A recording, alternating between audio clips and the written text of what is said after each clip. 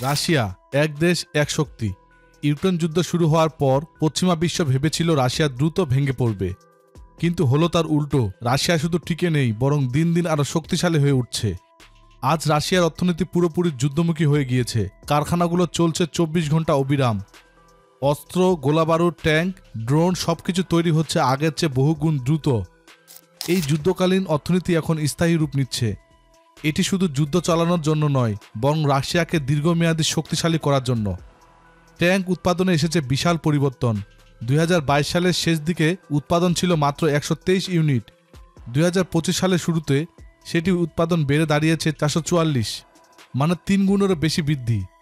আধুনিকৃত T-19 এবং উন্নত সংস্করণের ট্যাঙ্ক এখন নিয়মিত উৎপাদিত হচ্ছে। এই সংখ্যা প্রমাণ করে রাশিয়া দীর্ঘ সময়ের যুদ্ধ চালানোর জন্য প্রস্তুত হচ্ছে। যুদ্ধযান ও সাজোয়াযান উৎপাদনও বেড়েছে দ্রুত। আগে যেখানে তৈরি হতো 585 ইউনিট, এখন তা বেড়ে দাঁড়িয়েছে 1641 ইউনিট। সেনাদের পরিবহন, লজিস্টিক ও ফ্রন্টলাইন সাপোর্টের জন্য এগুলো অপরিহার্য। ইউক্রেন যুদ্ধে রাশিয়া দেখেছে দ্রুত মোতায়েন ও রসদ সরবরাহ কতটা গুরুত্বপূর্ণ, তাই এই খাতকে আরও সর্বোচ্চ গুরুত্ব দিচ্ছে রাশিয়া। আর্টিলারির ক্ষেত্রেও একই চিত্র। 2022 সালে উৎপাদিত ছিল মাত্র 60 ইউনিট, এখন তা বেড়ে দাঁড়িয়েছে 168 ইউনিট, মানে প্রায় 3 গুণ। রাশিয়ার কামান বাহিনী ইতিহাস থেকেই ভয়ঙ্কর। আজও ইউক্রেনের ফ্রন্টে রাশিয়ার কামান অবিরাম আগুন ঝরাচ্ছে। সংখ্যার দিক থেকে রাশিয়া নেটো সমর্থিত ইউক্রেনকে অনেক পিছনে ফেলে দিয়েছে। এয়ার ডিফেন্স সিস্টেমেও রাশিয়ার চমক দেখিয়েছে। স্বল্প পাল্লার প্রতিরক্ষা ব্যবস্থা 9 ইউনিট থেকে বেড়ে দাঁড়িয়েছে 30 ইউনিটে। ইউক্রেন যুদ্ধে রাশিয়ার আকাশ প্রতিরক্ষা ব্যবস্থা বড় ভূমিকা রাখছে। পশ্চিমা ক্ষেপণাস্ত্র ও ড্রোন ঠেকাতে এই ব্যবস্থা কার্যকর হয়েছে। এখন আরও বেশি ইউনিট তৈরি হওয়ায় রাশিয়ার আকাশ আরও সুরক্ষিত। ড্রোন উৎপাদনে রাশিয়া এক বিপ্লব ঘটিয়েছে। ল্যান্ডসেট কামিকাজি ড্রোনের সংখ্যা মাসে 93 থেকে বেড়ে দাঁড়িয়েছে 336-এ। এগুলো ইউক্রেনের ট্যাঙ্ক, আর্টিলারি ও বাংকার ধ্বংসে ব্যাপকভাবে ব্যবহার হচ্ছে। শুধু তাই নয়, 2024 সালে মোট উৎপাদন হয়েছে প্রায় 15 লাখ ড্রোন। এত বিশাল সংখ্যা দেখায় রাশিয়া আধুনিক যুদ্ধকে বুঝে ফেলেছে। ভবিষ্যৎ যুদ্ধ ড্রোন কেন্দ্রিক, আর রাশিয়া এখন সেই পথেই এগিয়ে যাচ্ছে। মিসাইল শক্তিও বেড়েছে ভয়ঙ্করভাবে। দীর্ঘ পাল্লার মিসাইল মাসে তৈরি হচ্ছে 115 থেকে 130টি। অপারেশনাল মিসাইল তৈরি হচ্ছে 100টিরও বেশি। ইস্কান্দার ব্যালিস্টিক মিসাইল মাসে 60 থেকে 70টি, আর কিনজেল হাইপারসনিক মিসাইল মাসে 10 থেকে 15টি। সব মিলিয়ে রাশিয়ার হাতে মজুদ আছে হাজারেরও বেশি ক্ষেপণাস্ত্র। এই মিসাইল ভান্ডার রাশিয়াকে যে কোনো সময়ে ভয়ঙ্কর আঘাত হানার ক্ষমতা দিচ্ছে। এই সামরিক উৎপাদনের পিছনে রয়েছে বিশাল বাজেট। 2022 থেকে 2024 সালের মধ্যে প্রতিরক্ষা খাতে খরচ হয়েছে প্রায় $263 বিলিয়ন। রাশিয়ার অর্থনীতি যুদ্ধের জন্য তৈরি হচ্ছে। কারখানা, প্রযুক্তি ও গবেষণা সবকিছু এখন সেনাবাহিনীর প্রয়োজন অনুযায়ী চলছে। এটি শুধু সাময়িক নয়, এটি রাশিয়ার নতুন বাস্তবতা। অন্যদিকে ইউক্রেন দুর্বল হয়ে পড়ছে, অর্থনীতি ভেঙে গিয়েছে। বিদ্যুৎ সংকট আর অবকাঠামো ধ্বংস দেশটিকে অস্থির করে তুলেছে। লাখ লাখ মানুষ দেশ ছেড়ে শরণার্থী হয়েছে। ইউক্রেন এখন পুরোপুরি নির্ভর করছে পশ্চিমাদের উপর, যা তাদের স্বাধীন সিদ্ধান্ত নেওয়ার ক্ষমতাকে সীমিত করছে।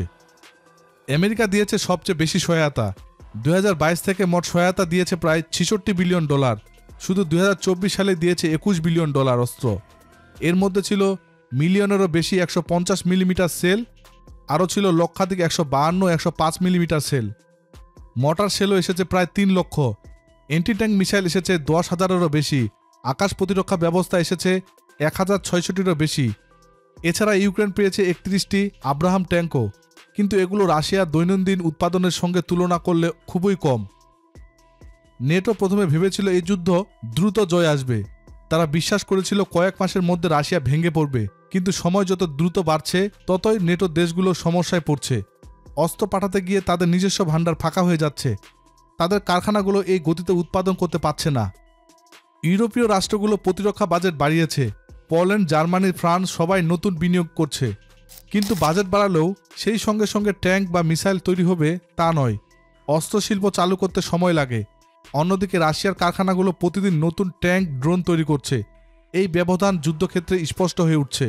ইউরোপ এখন প্রতিশ্রুতির মধ্যে আটকে আছে, আর রাশিয়া বাস্তব ফলাফল দেখাচ্ছে। অর্থনীতিতে রাশিয়া টিকে গিয়েছে। পশ্চিমা নিষেধাজ্ঞা শুরুতে বড় ধাক্কা দিয়েছিল। অনেকে ভেবেছিল রাশিয়া বাজার ভেঙে পড়বে, কিন্তু রাশিয়া দ্রুত নতুন পথ খুঁজে নেয়, সেই পথকেই শক্তিশালী করে। আজ রাশিয়ার তেল ও গ্যাসের ক্রেতা আছে সবখানে। চীন, ভারত, মধ্যপ্রাচ্য, আফ্রিকা সব জায়গায় রাশিয়ার জ্বালানি যাচ্ছে। এমনকি নিষেধাজ্ঞার মধ্যেও রাশিয়ার রপ্তানি কমেনি। বরং নতুন নতুন বাজারে তারা নিজেদের প্রভাব বাড়িয়েছে। ইউরোপ রাশিয়ার গ্যাস থেকে দূরে যেতে চাইল, কিন্তু বিকল্প উৎসে খুঁজতে গিয়ে খরচ বেড়ে গিয়েছে তাদের। জ্বালানি দাম আকাশ ছোঁয়া, শিল্প ও জনগণ চাপে পড়ছে। রাশিয়া আবার প্রমাণ করল জ্বালানি একটি শক্তিশালী অস্ত্র। যুদ্ধ শুধু ফ্রন্ট লাইনেই নয়, অর্থনীতিতেও রাশিয়া লড়ছে এবং জিতছে। কূটনীতিতে রাশিয়া সক্রিয় ভূমিকা রাখছে। পশ্চিমা দেশগুলো তাদের আলাদা করতে চেয়েছিল, নিষেধাজ্ঞা দিয়েছে, সভা বর্জন করেছে, কূটনৈতিক চাপ বাড়িয়েছে, কিন্তু তা পুরোপুরি সফল হয়নি। বিশ্বের দক্ষিণ অংশ, যাকে বলে গ্লোবাল সাউথ, সেখানকার বহু দেশ রাশিয়ার সঙ্গে সম্পর্ক বজায় রেখেছে। আফ্রিকার দেশগুলো সামরিক ও অর্থনৈতিক চুক্তি করছে। মধ্যপ্রাচ্যে রাশিয়ার প্রভাব আগের মতোই শক্ত। চীন ও ভারত রাশিয়ার পাশে দাঁড়িয়েছে।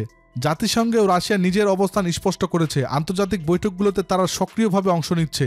এই উপস্থিতি প্রমাণ করে রাশিয়া এখনও বৈশ্বিক শক্তির কেন্দ্রীয় খেলোয়াড়।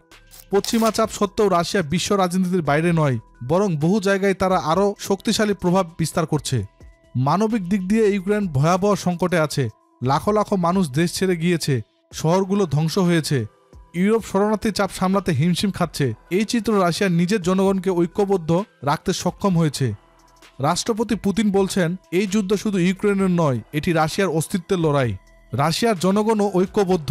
এই বিশ্বাস সেনাদের মনোবল বাড়াচ্ছে। কারখানা থেকে যে অস্ত্র প্রতিদিন বের হচ্ছে তা ফ্রন্টে সাহস যোগাচ্ছে। যুদ্ধ যত দীর্ঘ হচ্ছে, রাশিয়ার শক্তি ততই বৃদ্ধি পাচ্ছে।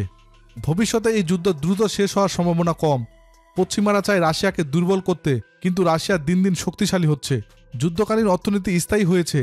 সামরিক শিল্প প্রতিদিন নতুন নতুন অস্ত্র বানাচ্ছে। ইউক্রেন দুর্বল হচ্ছে। ইউরোপ চাপের মধ্যে আছে। তাই বোঝা যাচ্ছে রাশিয়া দীর্ঘমেয়াদী এগিয়ে যাচ্ছে। ভবিষ্যতের জন্য বার্তা পরিষ্কার, রাশিয়া শুধু টিকে নেই, বরং আরও শক্তিশালী হয়ে উঠেছে। ট্যাঙ্ক, ড্রোন, আর্টিলারি, মিসাইল সবকিছুই রাশিয়ায় এগিয়ে যাচ্ছে। নেটো আর ইউক্রেন চাপে পড়ছে। প্রিয় দর্শক, পশ্চিমারা কি রাশিয়ার এই বাস্তবতা মানবে, নাকি সংঘাত আরও দীর্ঘ হবে? আপনার মতামত কমেন্টে জানান। রাশিয়া ইউক্রেন যুদ্ধ নিয়ে আরও জানতে আমাদের চ্যানেলটি ভিডিও ট্যাব থেকে ঘুরে আসুন। এই ভিডিওটি ভালো লাগলে লাইক বাটনে ক্লিক করুন। ভিডিওটি আপনার বন্ধুদের সাথে শেয়ার করে তাদেরকেও ভিডিওটি দেখার সুযোগ করে দিন। ধন্যবাদ।